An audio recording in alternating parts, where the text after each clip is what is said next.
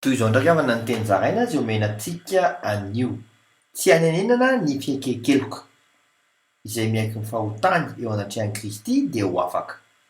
Araka ny voasoratra ao amin'ny Jaona voalohany toko voalohany andimy pasivy. Ny anaran'i Jesosy hoe raha miaiky ny fahotantsika isika dia matoky sy marina izy ka hamela ny fahotantsika sy manadio antsika ho afaka amin'ny tsy fahamarinana rehetra. Ho vonona izay ny hampangana azy rehetra. Araka ny ao amin'ny Kolosiana toko faharoa andimy fahaefatra ambin'ny folo.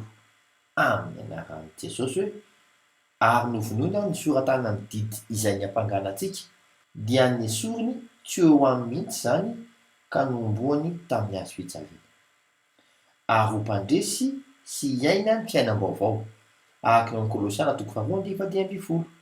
Amin'ny anaran'i Jesosy hoe ary nesoriny tsy ho amin'ny tenany ny fanaparana sy ny fahefana ary noho ny hazo fijaliana dia naseho ny miharihary ny fitondran'ireo toy ny fanaon'izay avy nandresy.